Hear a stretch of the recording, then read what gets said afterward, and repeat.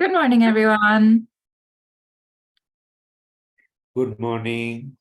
Good morning, Dr. Mad. How are you? Alhamdulillah, I'm good. Thank you. Nice. I cannot see Caroline. Oh, yeah, she won't be joining today. We have Rain's Deputy Director, Robert Kidden, with us today. He would be leading the workshop and also leading most of today's session. So um, we can get started in a minute. All right. Good morning, Robert, Kiran. Thank you. You're very welcome. It's an honor to be here. Thank you.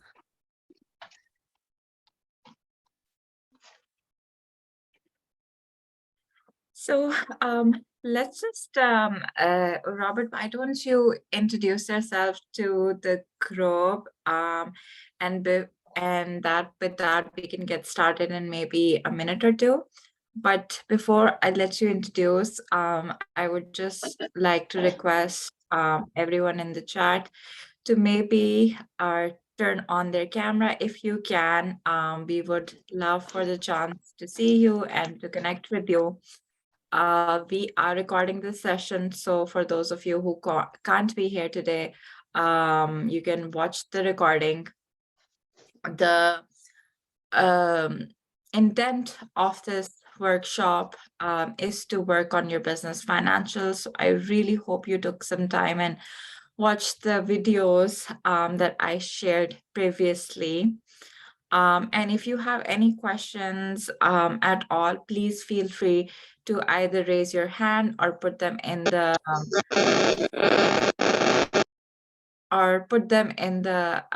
chat session, and keep yourself muted so that we are not disrupting others.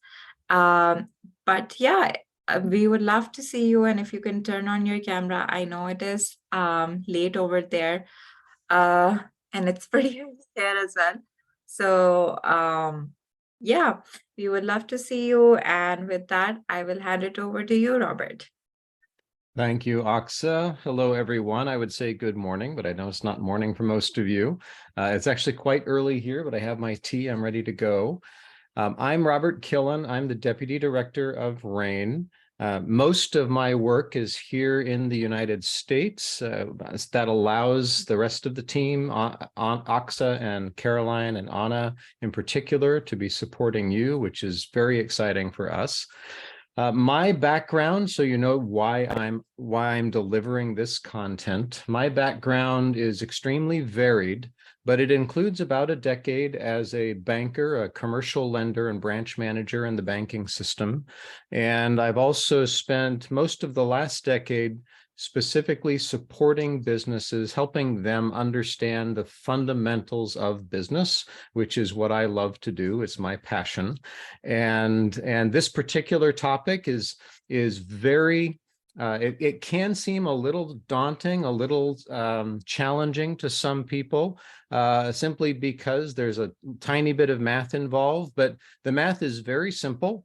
And the concepts are fundamental to a business. A big theme of mine is clarity, being crystal clear about your business model. And this part today that we're going to be discussing, which is building your basic financial model, is all about establishing clarity with how you price your product or service, understanding the difference between the costs directly associated with that and your other operating costs. It's a very simple but very critical topic for business, for anybody starting a business. So I'm looking forward to sharing with you. Thank you, Robert. So before I let you start, Robert, I wanted to just remind everyone, and for those of you who just joined, if you could turn on your camera, we would love for the chance to see you and to connect with you. I know it's late over here, late over there. And secondly, if you had a chance to watch the videos that I shared with you in the email and the WhatsApp group. If you have watched those videos, I really hope that you took some notes. And if there were any confusions regarding the videos, feel free to raise your hand before we get started with the content.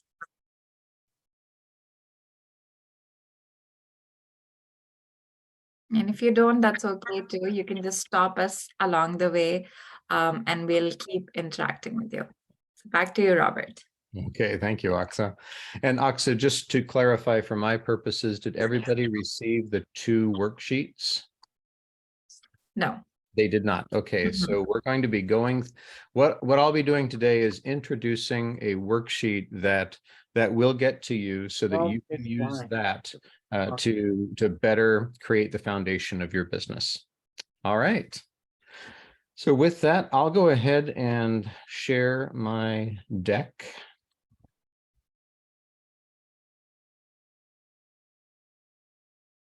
And make you bigger so that I can see those of you who might want to raise your hand. Feel free at any time to stop me. We do have quite a bit to get through, but it's very straightforward content. So today I've titled this Building Your Basic Financial Model. I think that best describes what we're doing. You'll find that at the end of all this, the worksheet that you will receive that you'll be able to fill out as part of this. In fact, Aksa, do you have access to that document? Yes, I do. Could you save it as a PDF and then upload it in the chat? Yes, I can do that. That'd be wonderful. So that you can actually work on this while we're going through it, if you'd like. You'll have access to all of these slides afterwards so that you can go back if you need to. So today, what we're going to be talking about are 3 basic calculations: calculating your gross revenue, calculating cost of goods sold, and calculating your bottom line profit and loss. These are all very simple calculations, but as I've said before, they're very, very straightforward. In order to calculate gross revenue, we're going to talk about pricing and how much you can produce and sell. For cost of goods sold, we're going to define what that is because that can be a little confusing. And then I'm going to do a very quick check-in on the difference between gross profit and gross revenue, because those are 2 different things that often get confused. And then we'll end by taking a look at operating expenses and then how you pay yourself as a business owner and where that shows up on a basic income statement or profit and loss. So before I jump into this, I want to just spend just another minute or 2 on clarity. I've used that word already in my introduction. It is incredibly important and surprisingly difficult for people to embrace clarity. And I just want us to think about that. Having been a business owner myself, and having worked for a number and helped out hundreds of businesses, I can tell you that business owners, especially in the early stage, tend to avoid clarity. Now, what do I mean by that? Well, I'll tell you a little story of a business owner that I worked for very early in my career. And one day I saw these 2 gentlemen walk into the office. They talked to him for just a couple of minutes. He handed them an envelope with some papers in it, and they left. I was curious, so I went in and asked him about it. I said, "Who were those guys?" And he said, "Oh, those were the bankers. They wanted our financial statements." And I asked him, "Well, what do our financial statements say? How are we doing?" And his response to me, I'll never forget. He said, "I don't want to see what those things say. I don't want to know what's on my financial statements." Now, why would he say that? Why would a business owner not want to know what's on the actual financial statements, know the dollar and cents around his business? And the answer is simple. It was more important to him that the story that was in his head about his business, that was more important to him than the actual realities of his business. The clarity, knowing the real numbers, would force him to make decisions, would force him to think about his business differently. It's easier if we don't know the numbers because we can tell ourselves all sorts of things. We can tell ourselves that everything's great when it's not. So I just want us to be really clear that as humans, it's very common for us to avoid what a famous author about business named Jim Collins called confronting the brutal facts, understanding what is really going on with our business. That's something that as humans, we just need to acknowledge that for many of us, and I'm one of them, it's easier if we avoid clarity. But it's also very dangerous. And having a clear understanding of your business is the more certain way to move forward with strength, move forward in a way that your business can grow and turn into the entity that you want it to be. Yes. And Robert, if I may interject here, while we were in Pakistan and we met a lot of you, one of the obstacles that we were running into was calculating the business financials for your business. It is absolutely crucial for you to know how much you need to be paying yourself, how much do you need to be operating the expenses, because not only is that going to help you keep operating your business, but it will also help you in getting more seed funding. It will help you in getting more loans. It will help you to understand how we can raise more money for you. So if we have a better idea of how much money, Maria, your business is going to need, or how much Iram, you are wanting to pay yourself in the next month, then we will have a better idea to raise that capital for you. So it is absolutely crucial that you work on your business financials and have an understanding of how that pricing is going to be. So I can't stress the importance of it enough. And also, especially as women and as Pakistani women, there are very few opportunities where myself included, where we're taught on how to manage pricing as business owners and how we are going to pay ourselves, because we all do all the work and we don't pay ourselves enough. And I made this mistake in my first startup that I didn't pay myself, and that led me to not working on my startup in the long run, and I had to get another job. So I really hope you don't make the same mistake that I did. So yeah, thank you, Robert, for stressing on the importance of Well, it. thank you for that insight. All right, so let's jump in. The first of these three calculations we're going to do is gross revenue. And these three items here, you'll find at the top of the worksheet that Aksa is going to get to you. So gross revenue is all the revenue generated by your business without subtracting any expenses or losses. So this is all the money you're bringing in by selling your product or service. It's the very top of a financial statement of your profit and loss. And calculating it is very simple. It's the amount you charge per unit, your selling price for your product or service, multiplied by the number of units sold. Now, we're going to be using a monthly timeline here, but you can use any timeline you want. So then amount, on average, the amount you charge for your product or service times the number of units sold per month gives you your gross revenue. So before I jump into talking about pricing in particular, let's talk about per unit. Some of you may have businesses where the unit price is different. You may sell lots of different things. Some of them might be very inexpensive and some are more expensive. In order to do this calculation, you need to come up with an average. And whatever average you think is reasonable is a great starting point. It's important to note that when you're starting out with this work, when you are estimating all of these numbers, that's okay. It's okay to be estimating, to be guessing at these numbers. Over time, as you compare what's really happening with the estimates you made in the beginning, you'll modify these numbers.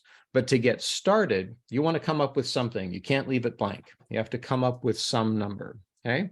And so in order to calculate this, the first thing to talk about is pricing. Now, there are lots of different pricing strategies, and let me open up my chat here. I would love to find out, to see from any of you in the chat, have you already sold product, or are you still in the creation phase of your business? So you can go ahead and answer that however you'd like in the chat. I'd love to hear what's going on in your businesses. As you're strategizing, as you're coming up with your pricing, there are a number of strategies. I've chosen the 4 common ones. The first one is referred to as skimming. And this is where you start your pricing higher than you think you're going to be able to price it over time, but then you reduce it over time. So why would you start high? One of the reasons to start high, the primary reason, is that you have something new that's exciting in the market that people want to get. They're waiting for it. There's buzz about your business, and that allows you to price it a little higher than your competition or others that are out there in the market, just because of that excitement factor. Or perhaps it's not excitement as much as supply and demand, meaning you can only deliver a few, but you've got more demand than you can actually, you've got more people wanting what you have to sell than you can sell. That also allows you to raise the price a little bit. So starting high and reducing over time is fairly common with new and innovative, exciting, or very products that there are very few of that are new in the market. Okay, that's skimming. The second one is the opposite, and this is market penetration. This is where you would start low and then increase over time. So why would you start low? There's really only one reason to do this, and that is to gain market share. That's why it's called market penetration. This means that you already have somebody selling what you have in the market, and you're going to come in as a new player. So maybe you're going to be offering a particular type of food. That food is already sold. So you have to go in and capture some of the market that's currently, some of the clients that are currently buying from others in the market. You have to capture them. And being new, nobody knows about you. One of the way to capture that attention is to simply undercut or price your product lower than the competition for a period of time. The idea being that you would capture the market, you'd capture those people because of your pricing, and this is where it gets tricky, but hopefully your value is greater than that price. You're not pricing lower because you're not as good. You are equally as good or better, but you're pricing lower, and that allows you to increase your pricing to match the market over time. And then you will have gathered market share, you will have gathered clients, and then you can increase your profitability later. This is a dangerous model, but it's very common, especially for larger business. The reason it's dangerous is because when you've captured a client because your pricing is low, it's hard to know whether they're coming to you just because your pricing is lower or because they're looking for something new. If they're coming to you just because pricing is lower, anytime somebody else tries the same thing, they're going to go back over there. So there's a challenge here of really understanding your client, and you have to work very hard to win them over. You have to work very hard to make them impressed with your product, so when you increase the pricing, they stick with you. Okay, so those are 2 very common entry strategies for pricing. The next one is simply called competitive pricing. And all this means is that you watch what your competition is doing. You know that you are equal to or better than. You just want to make certain that you're priced about the same as them. This is very common. And the way you do this is going around and checking out your competition, checking out what they're charging for what they offer, and making certain that your pricing is pretty much the same. The last one is my favorite, and that's premium pricing. Premium pricing allows for you to charge more than the competition because you have something special. And the reason this is my favorite is because I think that every business and with every product should be looking for that thing that is special, that thing that separates them from the competition. So whatever it is you're selling, finding that differentiation, that thing that makes you special is really valuable. Aksa? Yeah, I'm gonna give you an example for that. What makes it special? It doesn't necessarily have to be anything that's particularly special, but it can be something that you make special. For example, Visa, your handbags, because they are designed by you, because you make sure that you are sourcing the materials locally and you are employing artisans in the process, that makes your handbags more special, more eco-friendly, more consumer-friendly than the rest of the competition. But at the same time, it is a product. So a lot of the specialness is also in the market. But another example is I would give Maria of your products with the gluten-free products that you're creating. That is a niche market in Islamabad, in Pakistan, because there's not a lot of competition around it. However, if you were placed here in Eugene, Oregon, which is the mecca of gluten-free products, then you would have a lot of competition. So with niche products, you also have to analyze your market, and which is very, very important. And you, in the market that you are placed in, you have to see what is the messaging technique of how you can make your products niche and special, and how can you give your products a niche to compete with the existing products. Does that make sense? I think that makes great sense, Aksa. Thank you. Do we have any questions so far?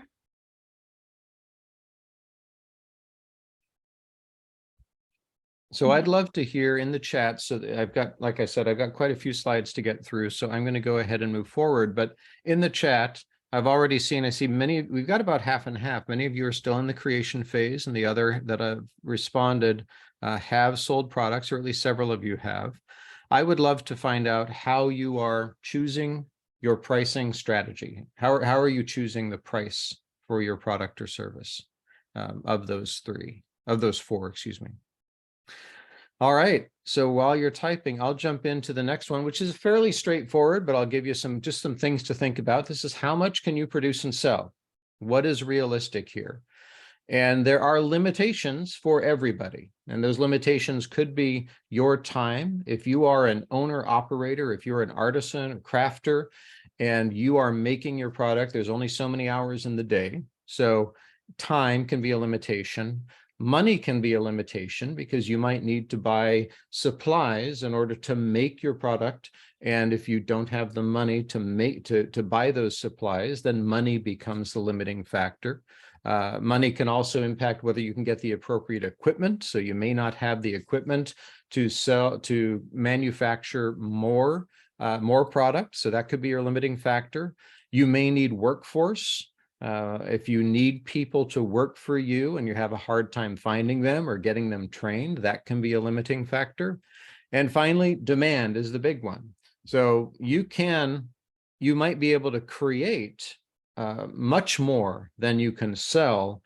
The amount you can sell, the demand for your product actually becomes the limiting factor. So you might be selling a food product locally, and in your location, there's only so many people who are interested or have an interest in buying what you want to offer. In order to sell more, you might have to expand your business and sell outside of your local area. So those are basic limitations. There are lots of them, but just something to think about.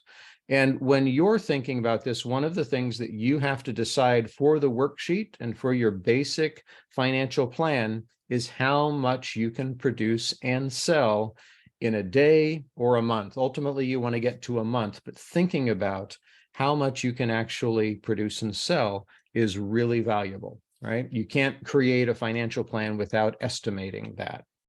Okay. So if we can get through all of this in time, I'm going to come back to this and find out what your thoughts are on producing and selling. But I want to give you an example of the top of the worksheet here with a product. So let's imagine that I'm manufacturing ceramic bowls, really nice, large ceramic bowls. And I can sell them for an average of $100 a piece. I'm using American dollars here. Sorry about that. So $100 a piece. And I think that I can sell 30 a month. Okay. I've looked at how much I can produce. I can make 7 or 8 in a weekend, and I'm going to take a weekend off, and that gives me about 30. So I'm going to go with that number. And if I multiply those two together, I get 3,000. 100 times 30 is $3,000. That's my gross revenue. I haven't considered any of the costs associated with this yet. I haven't paid myself anything. It's just how much money am I going to get from the manufacture and sale of my bowls. And that's as simple as it gets. Are there any questions about that math, about determining those numbers? Hopefully you've got an understanding of how to determine your price, and you're thinking about how many units you can sell in a month. No questions? Okay. All right, thank you for that, Aksa. I appreciate that. All right, so this section that we just went through maps to the top third of the worksheet that Aksa put in the chat that hopefully you have now. I want to make sure everyone got the worksheet. I've also shared it on the WhatsApp group. So if you're unable to access it through the Zoom, you should be able to access it on your phone. Yeah, and again, put a note in the chat if you haven't received that, and Aksa will figure out how to get it to you. But it looks just like this, so fairly straightforward. All right, let's move on. And I see Kiran is making steel balls. That is interesting. I might want to learn more about that. So let's go to the second section, the middle section, which is calculating cost of goods sold. This is something that everybody is confused about for a little while. And there's a little bit of gray area in here, meaning it's a little muddy, a little cloudy when thinking about, but the basic concept is fairly straightforward. The definition of cost of goods sold is the direct cost of making or providing a product for sale. So what this means for most of you is that if you're making a product, the direct costs would certainly include the material cost associated with that product. So in my case, with the bowl, the ceramic bowl that I mentioned, the direct cost would include the clay. So how much clay is actually used in my bowl? I would need to calculate that, so I would know how much the clay costs of my $100 bowl. There's also the glaze. So there's going to be a cost associated with the glaze to give it its color. I might be able to work out how much it costs me to power my kiln. So in order to bake the pot, to bake the bowl, I'd need to have the kiln running. So I'd work out all of those different costs that are directly associated with the manufacture of my bowls. If I hired somebody to come in and all they did for me was work on the bowls themselves, I could also consider that cost, the cost of having somebody working on bowls, as part of cost of goods sold as well.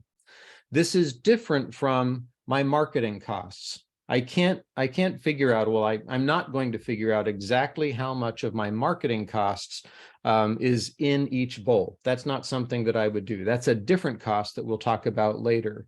General employment, if I have somebody working in an office for me that's not participating in manufacturing the bowl, they're not cost of goods sold. So hopefully you can see the difference there. That cost of goods sold is the amount that we can specifically apply to that product or service. All right. And then you've already figured out how many units you're selling per month. So you multiply the cost of goods associated with that, with each unit, multiply that by your number of units sold, and that gives you your total cost of goods for the month. All right. So let's talk about cost of goods a little bit more. So some of the categories of cost of goods sold include, as you can see, the second bullet point there, raw materials. That's what we were discussing. Some other things that are also cost of goods sold. Perhaps you are buying something wholesale and then you're reselling it. The purchase price, that wholesale purchase price that you're buying it at, is a cost of goods sold. Packaging is also part of the cost of goods. So if you have a box associated with each product, that package cost is cost of goods. And I already mentioned direct labor related to producing or selling your product or service. All right, all of those are cost of goods. Now, there are some businesses this is going to be really easy for that don't have cost of goods. And those would be what we call pure service companies. So two examples of these are an accounting firm or a professional dancer. In an accounting firm, they don't think about cost of goods sold because they're just providing time and energy, writing reports, reviewing things. There's nothing tangible that they can hold on to with each unit of their sale, right? An accounting firm doesn't have that.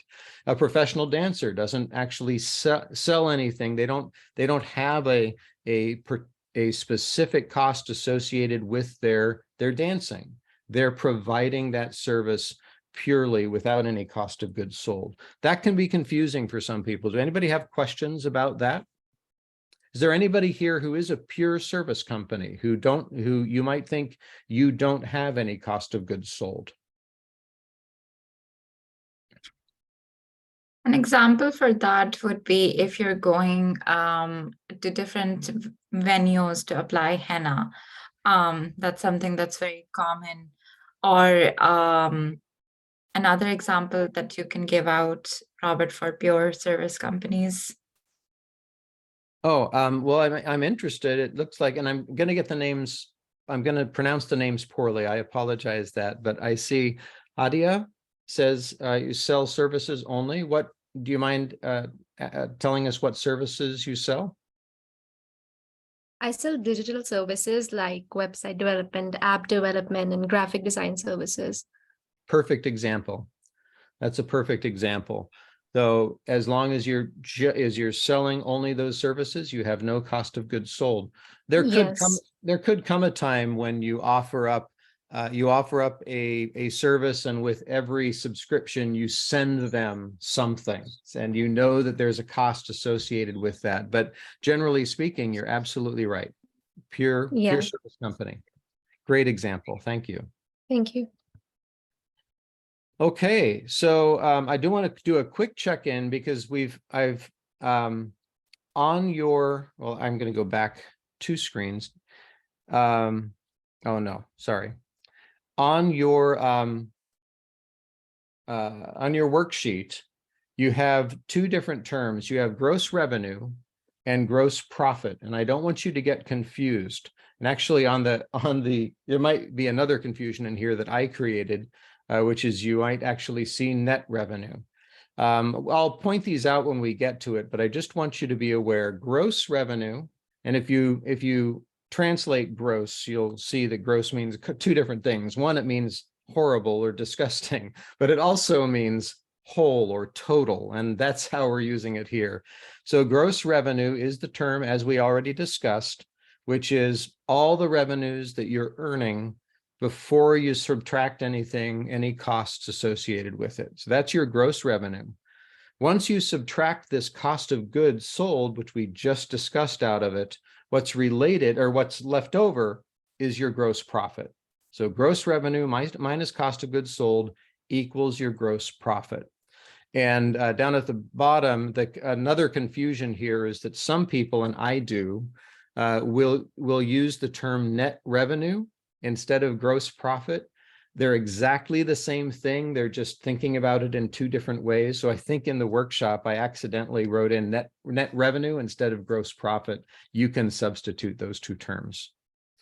All right, I just wanted to clarify that. So here's my example, again, thinking of my bowls. So when I think about the cost of goods for my bowls, I already described them, the clay, the glaze, some energy associated with my kiln. And I've decided that for every $100 bowl, I'm spending $40 in materials and energy costs. Okay, that seems reasonable to me. I've also already determined I'm going to sell 30 per month. That's my target. When I multiply those together, I get $1,200. So my total cost of goods sold is $1,200. Okay, again, very simple math, but really important to come up with these numbers. And I encourage any of you who are listening to this, but thinking, well, yeah, I generally know what I'm doing. I'm not going to write down any numbers. Write down some numbers, please. You have to give yourself a place to start, some assumptions that you can test as you're building your business. If you don't have that place to start, it can be really hard to optimize your business and know whether or not you're on track to accomplish what you want. All right. So this section we just went through maps to this middle section of your worksheet, which is where we're calculating the total cost of goods sold. So before I go on to the final section, are there any questions or thoughts, comments?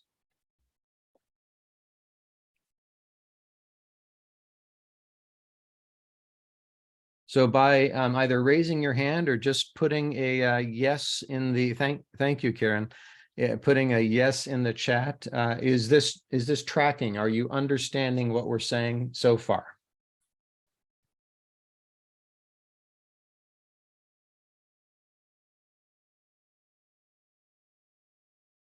Okay. All right, thank you, Medea. All right, good to hear it. It's okay to let us know if you want me to stop, slow down, or talk about something in another way. I'm happy to do that. So what if products sold are different in quantity per month? Great question. In your financial statements, when you're reviewing what happened in previous months, you'll use actual dollars. To get your business off the ground, you want to make some assumptions. And you might assume that, like I have, that every month I'm going to sell 30, or at least on average, I'm going to sell 30 Raku bowls every month. I could be more sophisticated about that and say, well, I know in December, it's the middle of the winter, and but it's also the holiday season in the United States, so people will be buying gifts. So November and December, I'll probably sell more than 30. And shortly after that, the beginning of our calendar year, there probably isn't enough cause for people to be buying them, so they'll buy less. So I'll think of the seasons and how the amount that I sell will change. So I will predict month by month. I'd actually recommend that you do this for a full 12 months or maybe even 2 years, but certainly 12 months. Think about every month and how much you expect to sell. And all of this, as I said in the beginning, is just a guess. And that's okay. It's supposed to be. And it's not going to be right. Every assumption you make about your business is going to be wrong in some way. And that's okay. We still make the assumptions so that we can create the plan, this map of getting where we want to go.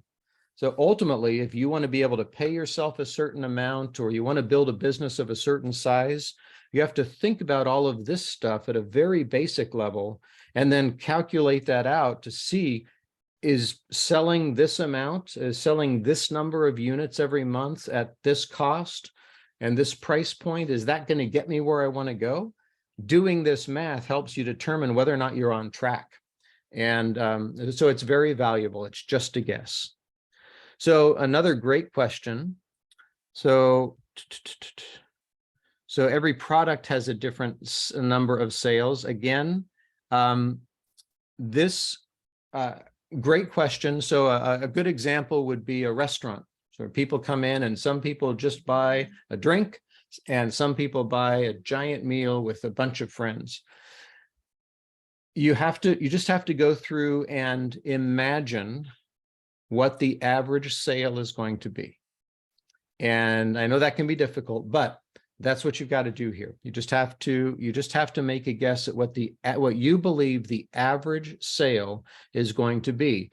If you wanted to make this a little bit more complicated, but a little bit more specific for you, you could think of different categories of product and do this same worksheet for 3 or 4 or 5 different categories of products, if that makes it easier. So if you are a salon and you have a service business of helping people, working on people's hair, but you also sell product up at the front, you would probably have 2 of these, one for providing a service and another one for selling product, right? So you can split this up based on different types of product. But at the end of the day, it's all about making a decision, making a guess, and just plugging in the number that seems right to you. And then next month, after you've sold, you take a look at what actually happened, compare that to the guess that you've made here, and then you can make adjustments for the following month. So that's what this process is. It's about making an assumption and then adjusting it over time as you learn more about your business. I know that can be a little frustrating because we want the numbers to be right, but it's okay that they're not. So the software or hosting purchases we make for projects come under cost of goods for service businesses. So that's a really good question. So it depends on whether you could assign that cost to a specific project. For example, if you are doing web hosting for someone and you are paying the cost of purchasing the URL, the domain name for a client, then the purchase of that you could call cost of goods, as long as it's consistent. If your projects are all different, it might be hard to include it in cost of goods, but it would be for a client that you have a specific cost associated with them that is consistent and repeatable over time. This is one of those areas where it's a little gray. And for example, I mentioned that the definition of cost of goods sold includes the cost associated with selling it, like packaging. And some people want to include sales costs. So if somebody is selling and they're paid on commission, they're paid by the number of units that they sell, you could easily add that into cost of goods sold. But in the US, our accounting practices don't allow you to do that. Selling costs are not considered cost of goods sold officially, even though it makes perfect sense that they would be included. So there is some gray area in here. I don't want you to get confused about that or worry about that. I just want you to account for all of the costs in a way that makes sense to you. All right. So let's move into the last section. I think our timing is pretty good because we've already done a lot of this work. We've already determined what your gross revenue is. That was the first third. We determined what your total cost of goods sold is. That was the second group. If you take your total revenue and subtract your cost of goods sold, this is where we get to this gross profit number or net revenue, right? Those terms are both the same. So total revenue minus your cost of goods sold gives you your gross profit. And then from there, we want to subtract your operating expenses, which is the only thing on this very simple profit and loss statement or income statement, which is what this is. The only thing remaining is determining the rest of your operating expenses. So let's talk about that. So operating expenses sometimes are called OpEx, and these are all the other costs associated with running your business, all the things that are not cost of goods sold. So this is going to be all of these things listed here: office expenses, your internet, marketing, payroll not included in your cost of goods, rent, utilities, equipment. There's just everything else, right? Insurance, all the other things. And this is where a lot of new businesses get stuck, because they don't want to put a number down here because they're not even certain what all these expenses are going to be. This is probably where the most work needs to happen initially, is just thinking about all of the costs that are actually associated with your business. And if you have other businesses that you can model, people who can share with you a financial statement that lists all of their costs, that would be really valuable. We do have access to market research for businesses in the States. I presume that similar research can be done through your universities wherever you are, just to find out what this list of costs are. Have some of you are already selling, so you probably have a really good sense of this. Is there anyone who has questions specifically about the rest of your operating expenses? It's actually the simplest category. It's just all the other costs. It's just figuring out what they are in the beginning can be a little bit of a challenge. Okay. So your job is to come up with a number for that. And that's probably the one. I think the other numbers we've talked about, you can probably sit here in this workshop and come up with something, estimate something. Figuring out your operating expenses, if you haven't given it much thought yet, is probably something that will take a little bit longer. Okay, looks like, yep, Patrick's working on it. Somebody did agree that it is the simplest. Yes, absolutely. So one thing that we didn't do in here, we didn't talk about, is how you pay yourself. And it's important to understand there are two different ways that your pay works with the profit and loss statement or the income statement, which is what we're creating here. The first is as an owner. And if you're paying yourself as an owner of your business, your pay doesn't show up here. It doesn't show up in your operating costs. It doesn't show up in cost of goods sold unless you really want to do that, but you have to. No, it doesn't actually. If you're just paying yourself as an owner, it just doesn't show up. You pay yourself from the net profit in your business, and it would show up on a balance sheet, but we're not getting into financial statements, full financial statements today. Just know that it does not show up on your operating expenses, but that doesn't mean you shouldn't think about how much you want to pay yourself. And this is an important consideration here. Even though it's not showing up in your operating expenses, you are starting a business or running a business for reasons, some reasons that you have chosen. And one of those is probably to generate a certain amount of income. So you should start with this expectation that in order for this to make sense, I need to be earning a certain amount from this activity. Let's imagine with my bowls, I decide that I'm going to spend my time, my evenings and my weekends working on this side business, making ceramic bowls, which I love to do because it's an art and I love the art. But in order for me to really justify the time, I need to make at least, say, $1,000 US a month. That's what I've decided. Okay, we'll go through the calculation here and see how I'm doing. But you have to give yourself some number. Otherwise, you can do this work and just hope that it's all going to work out. But you can end up doing this work and not pay yourself. If you make a tiny bit of profit, it just ends up not being enough, right? So only you can decide what's enough. The important thing is to decide on something, how much you're going to pay yourself. So again, as an owner, it doesn't show up on your operating expenses.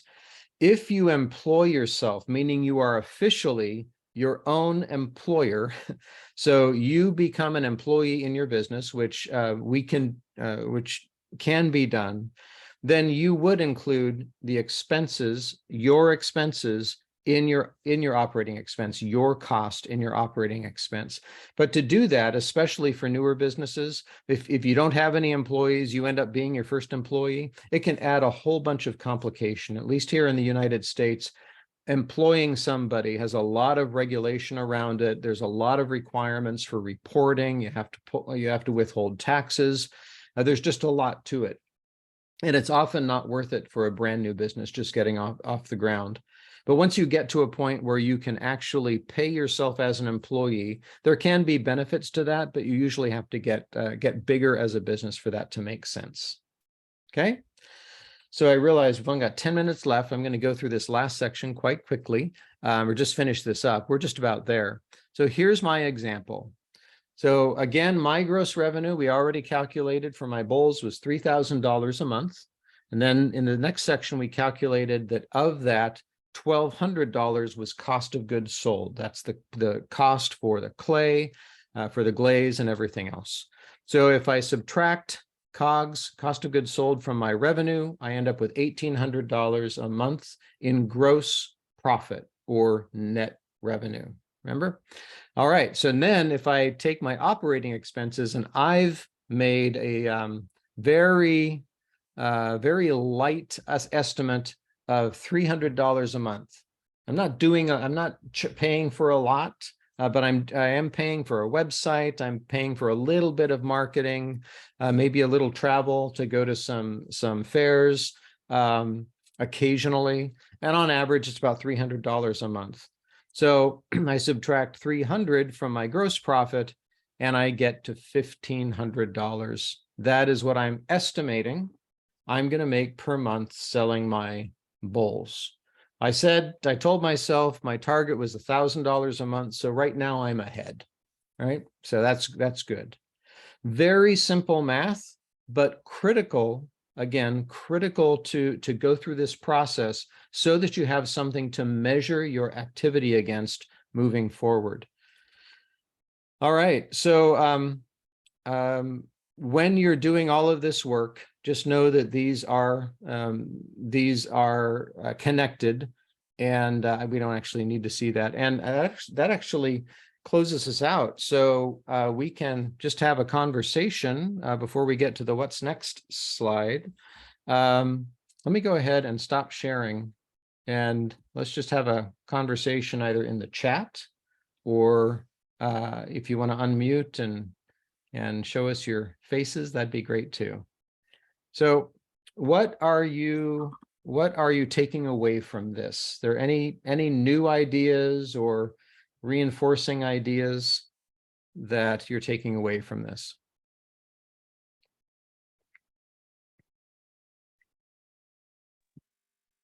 Can I speak? Yes, please. Am I audible? Okay. Well, this was a very great session, and it was it was a little alarming for me as well, because I just started my business like 3 months back. And whatever I am earning, I have a little investment from my brother as well in this business.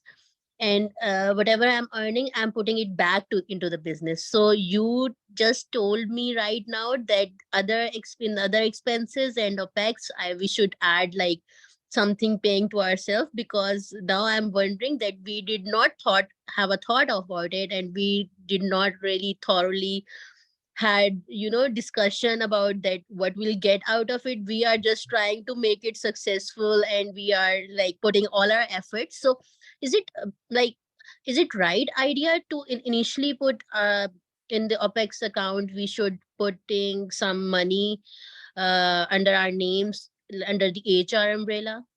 That would absolutely make sense. Now, you don't have to pay yourself in the beginning, and a lot of businesses start with the owners paying themselves almost nothing, putting all of the money back into the business as they get it going.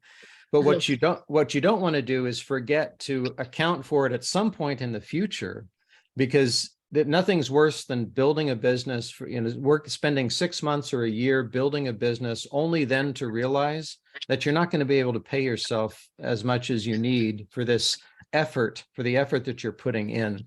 So accounting for it in the beginning is really valuable, even if you're not going to do that.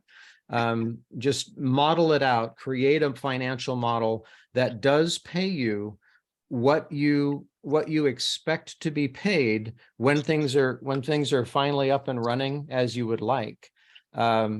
You want to do that early. You want to do that at the very beginning. And maybe you do this same exercise that we just went through, but like I said, you do it for every month of the year. So if you're not going to pay yourself for the first 3 or 4 months, that's fine. But by month 12, you should be paying yourself something. So model that out so you have an idea of how this business is going to work for you. Okay. And Well, congratulations thank you. for getting started. Thank you. Thank you so much, Robert. Thank you. Very welcome. We have any other questions? Also, I want to see if this information was helpful, especially for those of you who haven't launched yet but are thinking of acquiring finances.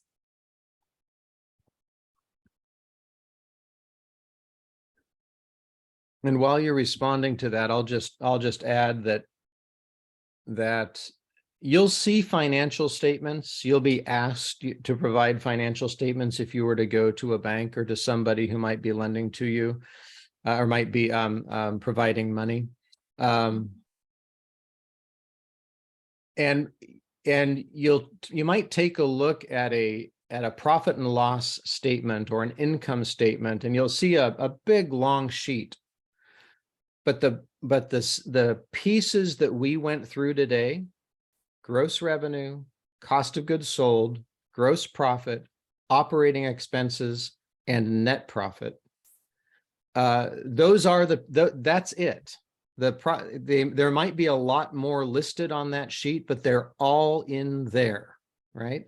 And then below net profit, that's where you might have a place for owners, what we call owner's draw, how much you're paying yourself, and taxes.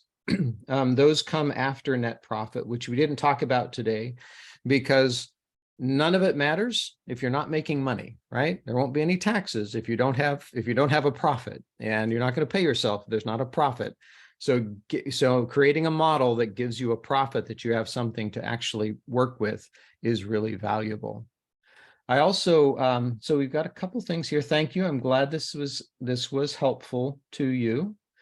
And yeah, do pay yourself, or at least account for paying yourself, so you've got something to work toward. You might ask, I didn't really talk about why there's cost of goods sold and operating expenses. And just very quickly, the reason we separate these out is because as you're running a business, the one area, especially as you grow, that creates the greatest opportunity for improving your efficiency, improving how you're doing, is reducing that cost of goods sold or increasing your price. Separating that out, having your cost of goods sold being a smaller amount of your total price per unit, that's where you create the greatest opportunity for growth and profitability.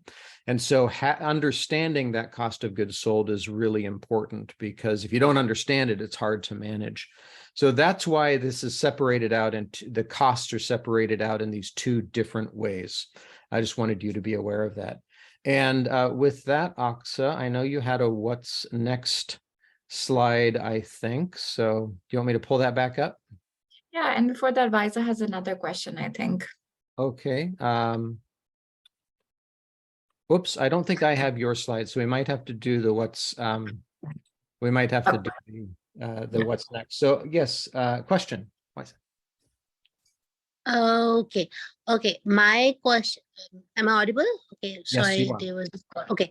Well, my other question, maybe it's related or maybe it's not, but since in initial slide we talked about the pricing strategy, so talking about my business, handmade bags, or maybe the locally made bags specifically made in Pakistan and all that thing.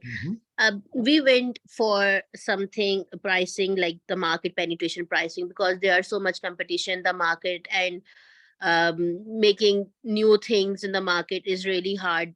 Like people have multiple options for that.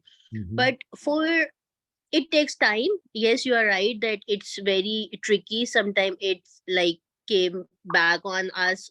Sometimes it's like the things just did not go right. um, but for the products who have like you go for the premium pricing strategy. Mhm. So like as initially I said, this question may be relevant or not, but for those products, how long one should, like the business owner should wait for making it profitable, or wait that market really like they need it but they are not buying it, maybe something like that. What, for how long? Oh, I think we lost her. Shoot. Well, maybe she can log back in and we can, we can send her an email directly, Aksa. Yeah. Yeah. So I'll just do a quick answer to her question. The amount of time you want to wait, well, I would say you never want to price your product at a level where you're not profitable. At the very least, you want to break even if you're trying a strategy where you're starting low and then increasing your pricing. So that would be market penetration pricing. You would at the very least break even. If you start at a loss and you actually price your product at a loss, there is a strategy for that, but it's usually very specific, and it's not, you don't price your whole product line at a loss. You would price one thing at a loss to get somebody's attention and then sell them something else as well. That's called a loss leader strategy, and we didn't talk about that. So you never want to price your product line at a loss, even if you're starting low and going high. You at least want to break even. She asked, and the timing for moving it up is as quickly as possible, but it's going to be different in every sector. But I would say 6 months, by 6 months, you should be moving up, and by a year, you should be at full pricing. But that's very general. All right. I think we're over time now. Aksa, did you want to? Oh, there she is. Device is back as well. Yeah. Okay. So for what's coming next, or what's coming up next, is that we will have a workshop, especially for STEM and tech startups. I don't have the topic finalized yet, but it is definitely going to be focused for our women entrepreneurs that are working in that technical space and are looking for more guidance. So if you are an entrepreneur in that space and you have a specific topic in mind that you are needing help with, please feel free to send me a suggestive topics via email, WhatsApp, just drop them in the chat as well. Later in April, we will have a workshop on how to pitch to a venture capitalist. Most of you might have had a chance to connect with Tiziana, who was visiting us from Europe, and she was a VC at the networking event that we had on January 25th. She will be leading that workshop, or someone from her team will be leading that workshop, and they will be very excited to connect with some Pakistani entrepreneurs and want to invest in Pakistan with some of their seed funding money that they have available. Lastly, the applications for the EIR position close pretty soon. So if you are interested in applying for that position, or if you know anyone else in your network who might be interested in applying for that position, please refer them to our website, and they can check out the position description and put in their application as soon as possible. And lastly, the visa updates for those of you who are traveling to the US. I will be with our embassy connections later this week. So I will send out an email about what are the next steps regarding that. As of right now, I know that you're holding on to your applications. So please keep doing that. I know it's a little bit frustrating, but I will have an answer for you soon. So that's about it about what's coming up next. The best way to stay on top of all the information is to follow my emails and stay connected through the WhatsApp group. And I really appreciate all of you sharing the information on the WhatsApp group as well. So with that, I will stop sharing and thank you so much for being here. I see that Robert, you have already let Wiser know about her Yes. response. Looks like she did ask about the EIR position. I realize we're after time, so if you want to take off now, that's fine. It's been a pleasure being here and walking through this process with you. I do hope it's helpful. Feel free to reach out through AXA if you have any questions that come up. We're happy to help. Thank you, Robert. I'm going to stop recording now.